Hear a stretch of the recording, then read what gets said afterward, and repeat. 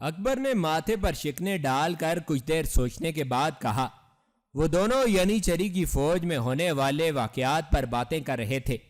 ابو جعفر کہہ رہا تھا کہ یہ کارروائی سلطان کے شاہی سراغ رساں کی لگتی ہے، اور مارتھا یاد رکھنا یہ شاہی سراغ رساں انتہائی خطرناک اور چالاک شخص ہے۔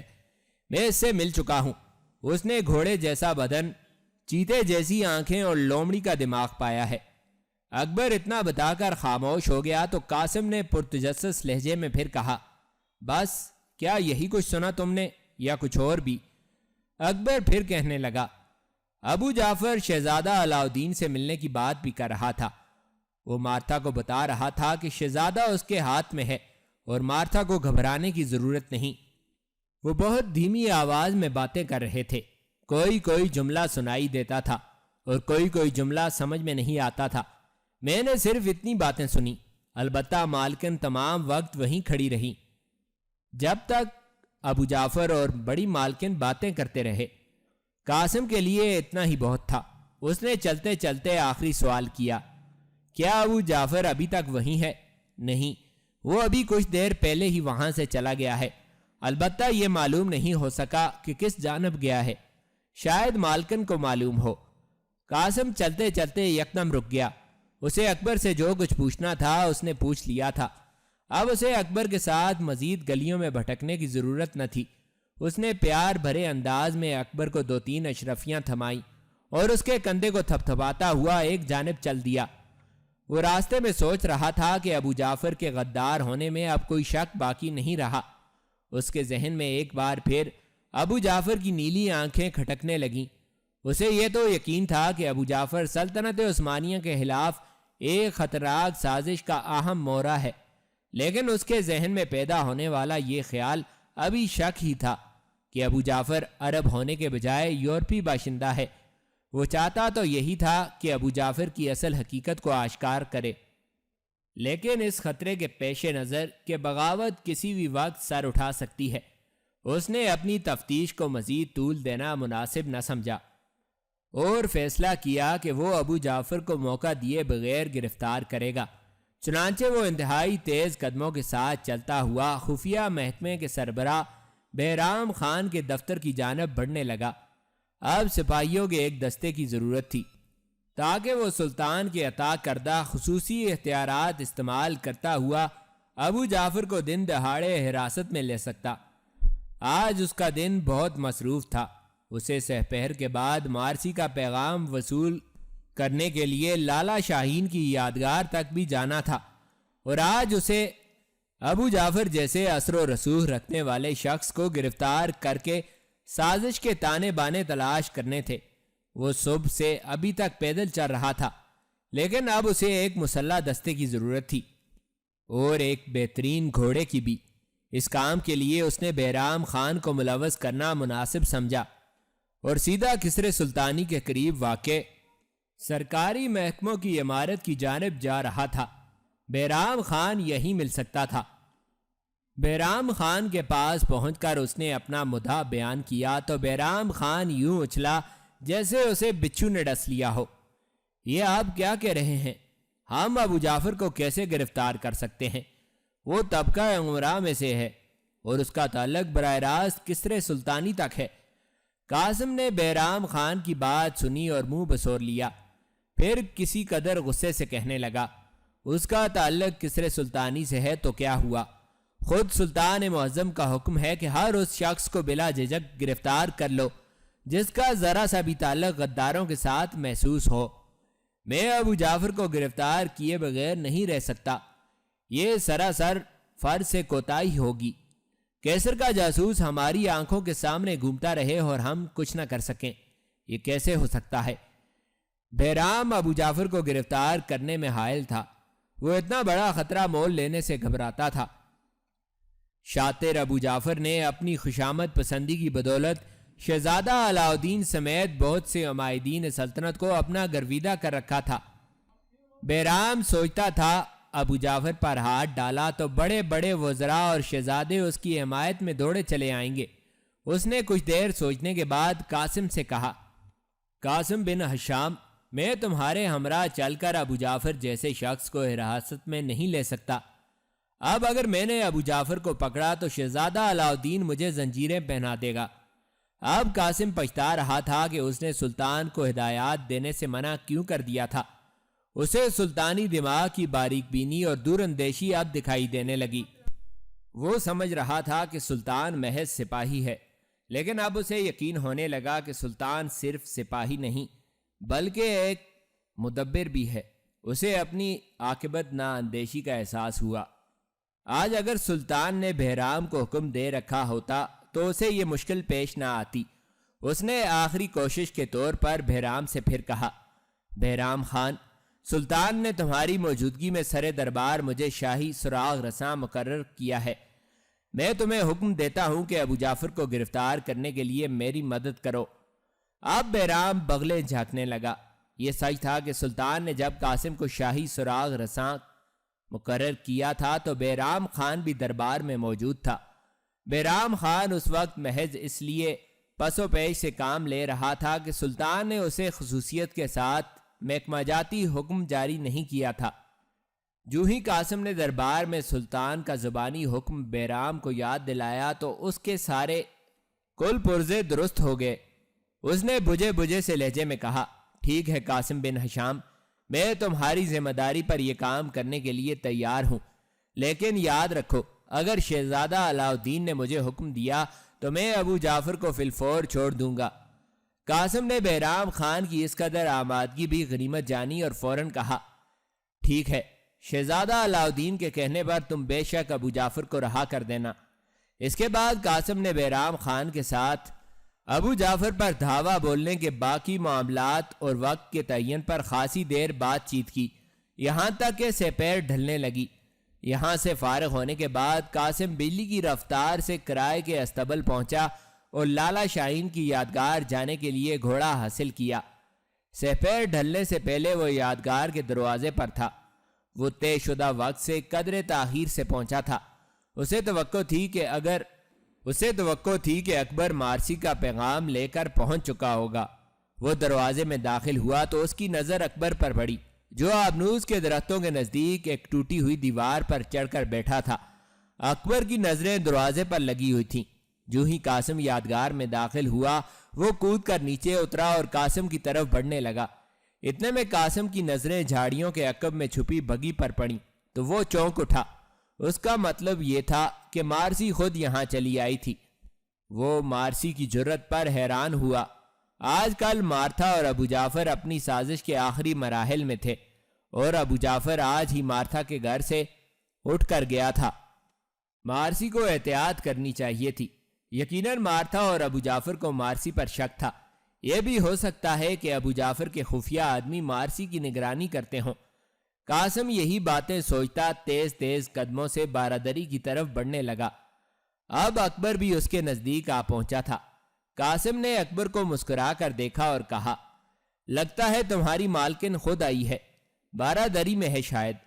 اکبر نے پرجوش انداز میں سر ہلایا اور قاسم سے ہاتھ ملانے کے بعد کہا، مالکن بارادری میں نہیں ہے، وہ بگی میں بیٹھی ہیں، آپ بھی وہیں چلیے۔ آج ہمیں اپنے تعاقب کا خطرہ تھا، اس لیے ہم مختلف راستوں سے چھپ چھپا کر آئے ہیں۔ قاسم مارسی کی دانشمندی پر حیران رہ گیا۔ گویا جو کچھ اس نے سوچا تھا مارسی کو بھی اس کا احساس تھا۔ مارسی کے ساتھ اپنے خیالات کی ہم آہنگی دیکھ کر قاسم کے دل میں انجانی سی خوشی کی لہر دوڑ گئی۔ وہ بگی کے قریب پہنچا اور بگی کا عقبی پردہ اٹھا کر بگی کے اندر بیٹھی مارسی کو سلام کیا۔ مارسی نے مسکرا کر قاسم کے سلام کا جواب دیا اور اسے اندر بلا لیا۔ اکبر دوڑ کر دوبارہ ٹوٹی ہوئی دیوار پر جا چڑھا۔ اب وہ ایک ہوشیار چیتے کی طرح چاروں طرف دیکھ رہا تھا۔ مارسی اور قاسم بگی میں نصب لکڑی کی نشستوں پر آمنے سامنے بیٹھے تھے۔ یہ ایک 4x10 فٹ کا چھوٹا سا کمرہ تھا۔ مارسی اور قاسم ایک دوسرے کے اس قدر نزدیک تھے کہ ان کے گھٹنے ایک دوسرے کو چھو سکتے تھے۔ آج مارسی سادہ لباس میں تھی اور پہلے سے بھی زیادہ حسین دکھائی دے رہی تھی۔ اس کی بڑی بڑی آنکھوں میں تجسس کی رمق تھی۔ یکلخت اس کی سرسراتی زلف اس کے سر سے پھسل کر شانے پر آ گری۔ اس نے بائیں ہاتھ سے زلف کو سلجھایا اور مسکرا دی۔ قاسم کو یوں لگا جیسے کلیاں کھل اٹھی ہوں۔ ایک لمحے کے لیے تو اسے اپنی تمام ذمہ داریاں اور ضروریات بھول گئیں۔ وہ سوچنے لگا اس لڑکی کا حسن پہلے دن سے اس کے اعصاب پر سوار ہوتا جا رہا ہے۔ اس نے سر کو جھٹکا اور چہرے پر سنجیدگی لاتے ہوئے کہا، آج ابو جعفر آپ کے گھر آیا تھا۔ مارسی قاسم کی بات سن کر شرارت سے مسکرا دی اور زور زور سے سر ہلاتے ہوئے کہنے لگی، آپ نے مجھے ابو جعفر کی جاسوسی کرنے کے لیے کہا، لیکن اس طرح مجھے آپ کی اصلیت معلوم ہو گئی، جناب شاہی سراغ رساں صاحب۔ قاسم پہلے تو کچھ نہ سمجھا، لیکن پھر فوراً سمجھ گیا اور شرمندگی سے مسکرا دیا۔ اچھا چلو، اگر تمہیں پتہ چل ہی گیا ہے تو یہ سمجھو کہ میں نے تمہیں سلطنت کی طرف سے ایک نیک فریضہ سونپا ہے، اور اب یہ بتاؤ کہ ابو جعفر اور تمہاری ماں کے درمیان کیا باتیں ہوئیں؟ مارسی فوراً سنجیدہ ہو گئی اور کہنے لگی، مجھے آج حد سے زیادہ حیرت ہوئی جب یہ معلوم ہوا کہ میری ماں اور ابو جعفر کیسر قسطنطنیہ کے لیے کام کر رہے ہیں۔ میں سوچ بھی نہیں سکتی تھی کہ میری ماں اس قدر خطرناک سازش میں حصہ لے سکتی ہے۔ ہاں، وہ لوگ سازش کر رہے ہیں۔ کل ینیچری کا جو سالار قتل کیا گیا ہے، ابو جعفر کا یہ خیال ہے کہ وہ قتل شاہی سراغ رساں قاسم بن ہشام یعنی آپ نے کیا ہے۔ ینیچری کا سالار اسلم خان ابو جعفر کا آدمی تھا۔ ابو جعفر کو اس کی موت کا بہت افسوس ہوا۔ وہ آپ کو نقصان پہنچانے کی بات بھی کر رہا تھا۔ جہاں تک میں اپنی ماں اور ابو جعفر کی باتیں سمجھی ہوں تو میرا یہ خیال ہے کہ وہ سلطان کی واپسی سے پہلے ادرنا میں کوئی خطرناک کھیل کھیلنا چاہتے ہیں۔ اس لیے میں نے حقیقت حال بتانے کے لیے خط لکھنے کے بجائے خود آنا مناسب سمجھا۔ مارسی کی بات سن کر قاسم کو ذرا بھر حیرت نہ ہوئی۔ یہ سب باتیں اسے پہلے سے معلوم تھی، البتہ اس کا رہا سہا شک بھی جاتا رہا تھا، اور اسے یقین ہو چکا تھا کہ ادرنا میں ابو جعفر اور اس کے ساتھی سلطان کی آمد سے پہلے بغاوت پھیلانا چاہتے ہیں۔ اس نے کچھ دیر خاموش رہنے کے بعد پرعزم لہجے میں مارسی سے کہا، تم فکر نہ کرو، آج رات میں ابو جعفر کو گرفتار کر لوں گا اور وہ خود اپنی سازش کے سارے تانے بانے اگل دے گا۔ مارسی نے چونک کر دیکھا اور پرجوش لہجے میں بولی، کیا واقعی تم ایسا کر سکتے ہو؟ میں نے تو سنا ہے کہ ابو جعفر کا اثر و رسوخ دربار شاہی تک ہے۔ وہ میری ماں کو تسلی دے رہا تھا کہ شاہی سراغ رساں ہمارا کچھ نہیں بگاڑ سکتا، کیونکہ وہ شہزادہ علاء الدین کو اپنے اعتماد میں لے چکا ہے۔ شہزادے کا ذکر سن کر قاسم کی تیوری پر بل پڑ گئے۔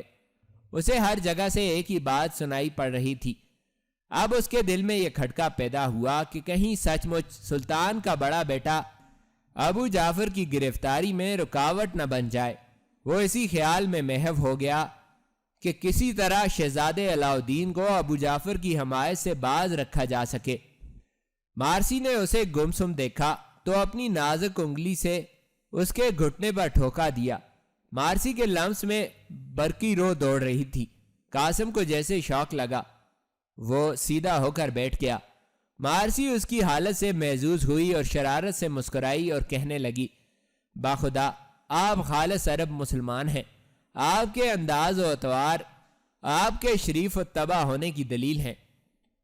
آپ کو دیکھتی ہوں تو دل میں خیال پیدا ہوتا ہے کہ آپ سے ایک لمحے کے لیے بھی دور نہ ہو جاؤں۔ آخری بات کہتے ہوئے مارسی کی آنکھیں جھک گئیں۔ اب محظوظ ہونے کی باری قاسم کی تھی۔ اس نے کچھ شرارت اور کچھ پیار کے لہجے میں مارسی سے کہا، دور جانے کا خوف ہے تو ایک بار ہی نزدیک کیوں نہیں آ جاتی؟ میری والدہ محترمہ اور بھابھی آپ سے مل کر بہت خوش ہوں گی۔ آپ کسی وقت ہمارے گھر تشریف لائیے۔ قاسم کا پہلا جملہ انتہائی واشگاف تھا۔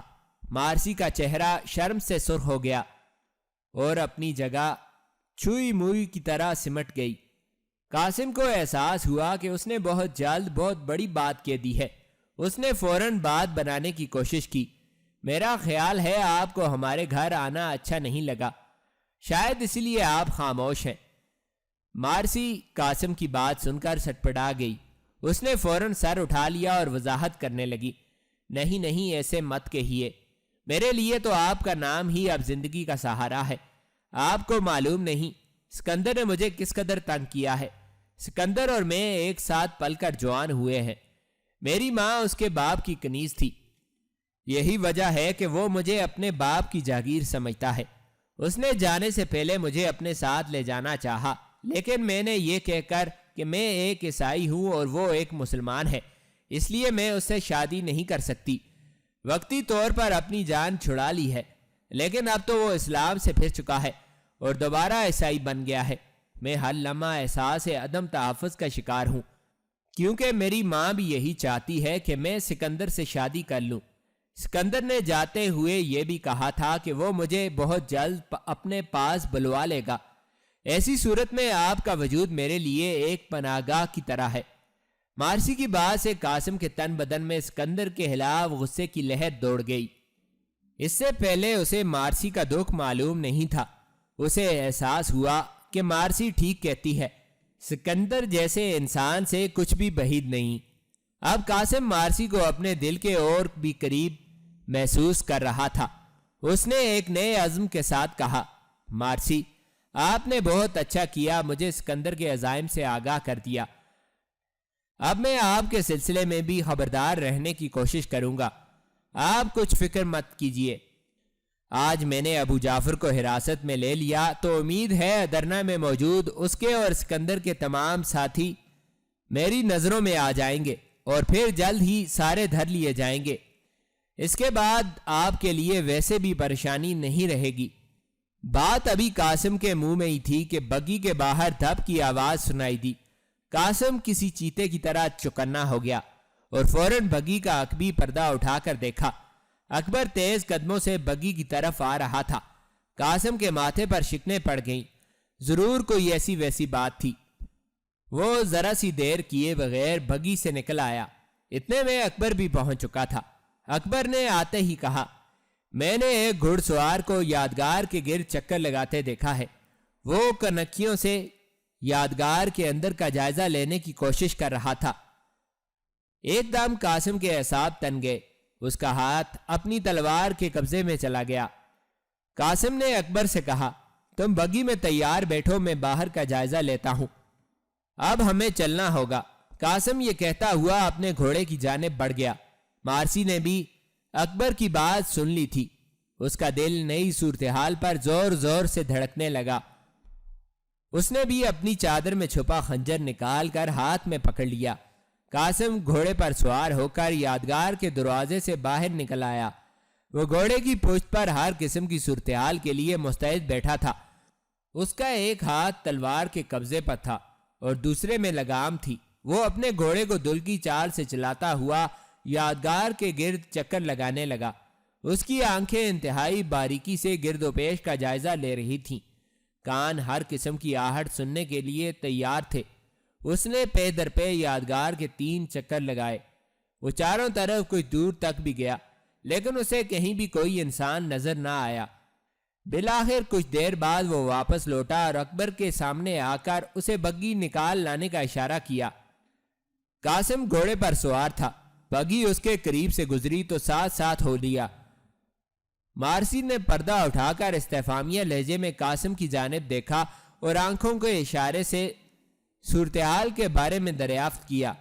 قاسم نے قدرے ہلکی آواز میں کہا، پریشانی کی کوئی بات نہیں، ہو سکتا ہے کہ اکبر کو غلط فہمی ہوئی ہو۔ بہرحال اب آپ لوگوں کو چلنا چاہیے، راستے میں کوئی خطرہ نہیں، تھوڑی دیر میں شام ہونے والی ہے، اندھیرا ہونے سے پہلے پہلے آپ گھر پہنچ جائیں گی۔ وہ یادگار کے قریب پہنچے تو اکبر نے بگی کے گھوڑوں کو چابک رسید کر دی۔ اگلے لمحے بگی دھول اڑاتی ہوئی شہر کی جانب بڑھ رہی تھی۔ قاسم نے ابو جعفر کے گرد دھاوا بولنے کا وقت نصف شب کے بعد کا طے کیا تھا۔ سارا دن قاسم کے لیے انتہائی مصروفیت کا رہا تھا۔ اب اس کے پاس رات تک کافی وقت تھا، چنانچہ وہ شہر میں کرائے کے استبل سے فارغ ہو کر گھر کی جانب چل دیا۔ آدھی رات کے قریب خفیہ محکمے کے تربیت یافتہ سپاہیوں کا دستہ بہرام خان اور قاسم کی سرکردگی میں ابو جعفر کی رہائش گاہ کے گرد گھیرا ڈالے کھڑا تھا۔ چند ہی لمحوں میں کارروائی شروع ہونے والی تھی۔ سب لوگ اپنے اپنے مقام پر کھڑے ہو گئے تو بہرام خان اور قاسم نے آگے بڑھ کر مکان کے دروازے پر دستک دی۔ یہ ایک بڑا مکان تھا۔ دستک کی آواز رات کے سناٹے میں دور تک گونجتی چلی گئی۔ بہرام خان کے چہرے کی ہوائیاں اڑ رہی تھیں۔ اسے خدشہ تھا کہ خطیب مغرب پر ہاتھ ڈالنے سے شہر کی عوام میں ناراضگی پھیل سکتی تھی۔ بہرام یہ ماننے کے لیے تیار نہیں تھا کہ ابو جعفر کیسر کا جاسوس ہے۔ ابو جعفر بہرام کے خفیہ محکمے میں آنے سے پہلے بھی یہی مقیم تھا، پھر آج یکا یک وہ کیسر کا جاسوس کیسے بن گیا؟ وہ دل ہی دل میں سوچ رہا تھا کہ سلطان نے قاسم کو شاہی سراغ رساں بنا کر غلطی کی ہے۔ وہ خود خفیہ محکمے کا سربراہ تھا اور اپنے سے بڑا سراغ رساں کسی کو نہ سمجھتا تھا۔ وہ قاسم کو ایک اناڑی اور جذباتی نوجوان تصور کرتا تھا۔ یہی باتیں سوچ سوچ کر اس کے دل کی دھڑکن تیز ہو رہی تھی۔ اتنے میں مکان کا دروازہ کھلنے کی آواز آئی۔ بہرام نے چونک کر دروازے کی جانب دیکھا۔ دروازہ غالباً ابو جعفر کے غلام چوکیدار نے کھولا تھا۔ اس نے دروازہ کھولتے ہی کرخت لہجے میں پوچھا، کون ہے؟ جانتے نہیں کہ آدھی رات کا وقت ہے؟ کس غرض سے آئے ہو؟ دستے کے باقی سپاہی اطراف میں تھے، سامنے صرف بہرام اور قاسم ہی تھے۔ قاسم نے آگے بڑھ کر چوکیدار سے بات کی، ہمیں خطیب مغرب سے ملنا ہے، ہم کونیا سے سلطان کا خاص پیغام لے کر آئے ہیں۔ ابو جعفر سے کہو سپہ سالار ریاض بیگ کونیا سے سلطان کا خصوصی پیغام لایا ہے۔ قاسم کی بات سن کر چوکیدار کے چھکے چھوٹ گئے۔ وہ اگلے لمحے الٹے پاؤں بھاگا۔ وہ شاید ابو جعفر کو اطلاع دینے کے لیے گیا تھا۔ قاسم نے اسے بھیج کر اس مہلت سے فائدہ اٹھایا اور سپاہیوں کو اپنے پیچھے آنے کا اشارہ کرتے ہوئے مکان میں داخل ہو گیا۔ اب ننگی تلوار اس کے ہاتھ میں تھی۔ وہ آندھی اور طوفان کی طرح مکان کی اندرونی عمارت کی جانب بڑھ رہا تھا۔ اس نے چوکیدار کو دیکھ لیا تھا کہ وہ کس طرف گیا ہے۔ قاسم بہرام خان اور دیگر سپاہیوں کے ہمراہ عمارت کی پہلی راداری میں داخل ہوا اور راداری کے آخری کونے میں بنے کمرے کے قریب پہنچا تو رک گیا۔ اندر کسی قسم کی کوئی آہٹ سنائی نہ دے رہی تھی۔ قاسم نے کمرے کے دروازے کو تھوڑا سا دھکیلا تو اسے ایک دیوار کے ساتھ جلتی ہوئی مشعل لٹکتی ہوئی نظر آئی۔ کمرہ خالی تھا۔ وہ دبے قدموں اندر داخل ہوا اور حیرت سے چاروں جانب دیکھنے لگا۔ یہ دراصل وسطی کمرہ تھا۔ اس کے عقب میں یقیناً مکان کا باقی حصہ ہو سکتا تھا، کیونکہ کمرے کے اندر کی دیوار میں موجود دروازہ اسی جانب کھلتا تھا۔ دروازہ کھلا ہوا تھا۔ غالباً چوکیدار ابھی اسی راستے سے گزرا تھا۔ قاسم نے کسی قدر احتیاط کے ساتھ اس دروازے کو پار کرنا چاہا، لیکن دوسری طرف آہٹ پا کر ٹھٹک گیا۔ پرلی طرف سے شاید کوئی آ رہا تھا۔ قاسم ایک دم پیچھے ہٹا اور اپنے عقب میں موجود سپاہیوں کو دیوار کے ساتھ لگ کر کھڑا ہونے کا اشارہ کیا۔ وہ خود بھی دروازے کے قریب ہی دیوار کے ساتھ چپک گیا تھا۔ کچھ دیر بعد چلتے ہوئے قدموں کی آواز سنائی دی اور پھر کسی نے دروازے کو پرلی طرف دھکیلا۔ قاسم کا ہاتھ اپنی تلوار کے دستے پر مضبوطی سے جمع ہوا تھا۔ بہرام خان اور اس کے سپاہی سانس روکے کھڑے تھے۔ اس کمرے میں صرف 4 سپاہی ساتھ آئے تھے، باقی دستہ باہر ہی اپنے اپنے مقام پر متعین تھا۔ جو ہی دروازہ کھلا، سب سے پہلے ابو جعفر کمرے میں داخل ہوا۔ اس نے رات کا لباس پہن رکھا تھا اور اس کی آنکھیں نیند سے لبریز تھیں۔ اس نے کمرے میں قدم رکھا اور اگلے لمحے اس کا منہ کھلے کا کھلا رہ گیا۔ کمرے میں 6 عدد مسلح افراد کو دیکھ کر اس کی گھگی بند گئی، لیکن آخر وہ ابو جعفر تھا۔ اس نے سنبھلنے میں مطلق دیر نہ لگائی اور آن کی آن میں چہرے پر غضبناکی کو طاری کر لیا اور بے حد آتشناک لہجے میں بہرام خان سے مخاطب ہوا۔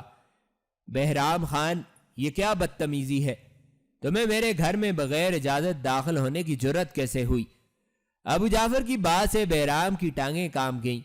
اس نے منمناتے ہوئے لہجے میں کہا، لیکن قاسم نے آگے بڑھ کر اپنی برہنہ شمشیر ابو جعفر کے سینے پر رکھ دی اور سام کی طرح بھنکارتے ہوئے کہا، نیلی آنکھوں والے نقلی عرب اور کیسر قسطنطنیہ کے خطرناک جاسوس کو مسلمان سپاہیوں پر آنکھیں نکالنے سے پہلے اپنے گریبان میں جھانکنا چاہیے۔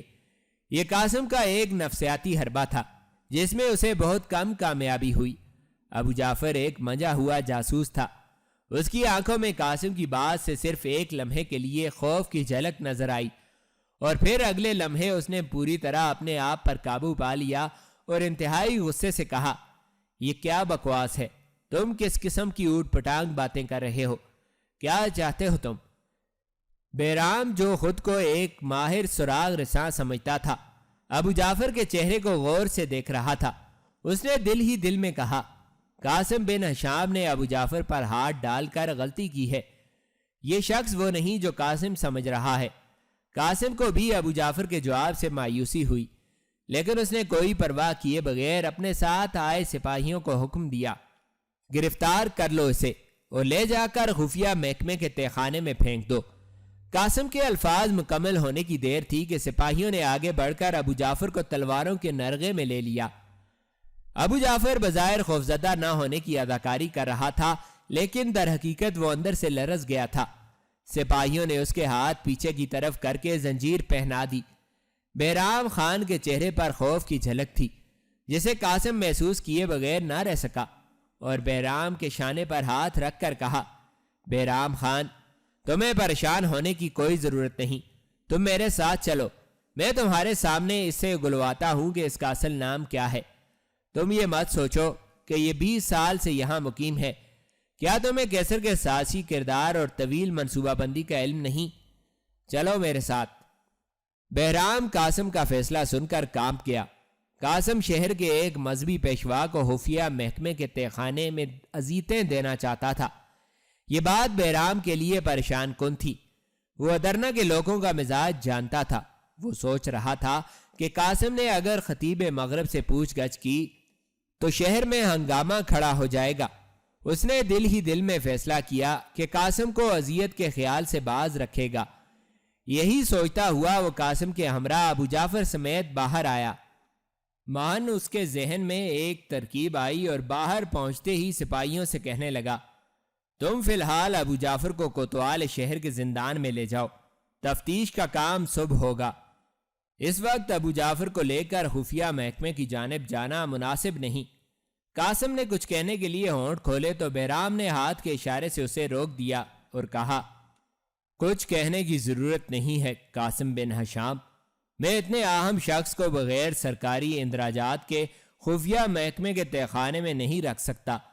کوتوال شہر کے زندان میں ایک مرتبہ اس کا اندراج ہو جائے تو تم اسے اپنی ذمہ داری پر تفتیش کے لیے لے جا سکتے ہو۔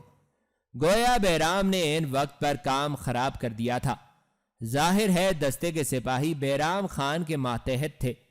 قاسم کو ایک لمحے کے لیے ایسے لگا جیسے ہاتھ آیا ہوا شکار ہاتھ سے نکل رہا ہے۔ سپاہی ابو جعفر کو لے کر ایک طرف چل دیے۔ خفیہ محکمے کا پورا دستہ چلا گیا تو بہرام خان نے قاسم سے کہا، تم نے بہت بڑی غلطی کی ہے۔ اب دعا کرو کہ ابو جعفر کی گرفتاری کی خبر شہر میں نہ پھیلے۔ پرسوں جمعۃ المبارک ہے اور جمعہ کے اجتماعات میں ابو جعفر کی گرفتاری پر ہنگاموں کا خدشہ ہے۔ ایسی صورت میں ہم دونوں کے لیے بہت مشکل پیدا ہو جائے گی۔ سلطان کے بیٹے ہم پر چڑھ دوڑیں گے۔ بہرام کے منہ سے سلطان کے بیٹے کا لفظ نکلا تو پہلی مرتبہ قاسم کی توجہ شہزادہ محمد کی جانب مبذول ہو گئی۔ اسے یاد آیا کہ شہزادہ محمد نے قاسم سے دوستی کا وعدہ لیا تھا۔ اس کے ذہن میں خیال آیا کہ وہ صبح ہوتے ہی ابو جعفر کے سلسلے میں شہزادہ محمد سے بات کرے گا۔ یہی سوچ کر اس نے اطمینان کی سانس لی اور اپنے گھوڑے کی طرف بڑھ گیا۔ بہرام بھی اپنے گھوڑے پر سوار ہو چکا تھا۔ وہ کچھ دیر تک ایک دوسرے کے ساتھ ساتھ چلتے رہے۔ پھر قاسم نے بہرام سے اجازت لی اور گھوڑے کا رخ گھر کی طرف موڑ دیا۔ آج قاسم بری طرح تھک چکا تھا۔ اسے سارا دن اور ساری رات بیک وقت ذہنی اور جسمانی اعصابی جنگ لڑنی پڑی۔ وہ بستر پر لیٹا تو اسے احساس ہوا کہ اس کا بدن پھوڑے کی طرح دکھ رہا ہے۔ اس نے اپنے جسم پر کمبل تانا اور چند لمحوں بعد وہ نیند کی وادی میں اتر چکا تھا۔ وہ دیر تک سوتا رہا۔ اس کی بھابھی اور بھائی یہ سوچ کر کہ وہ تھکا ہوا ہے اسے ناشتے کے وقت بھی نہ جگایا۔ اس کا بھائی اور بھتیجے اپنے اپنے مکتب کی جانب چلے گئے اور دن پوری طرح چڑھ آیا۔ دن چڑھے اس کی آنکھ دستک پر کھلی۔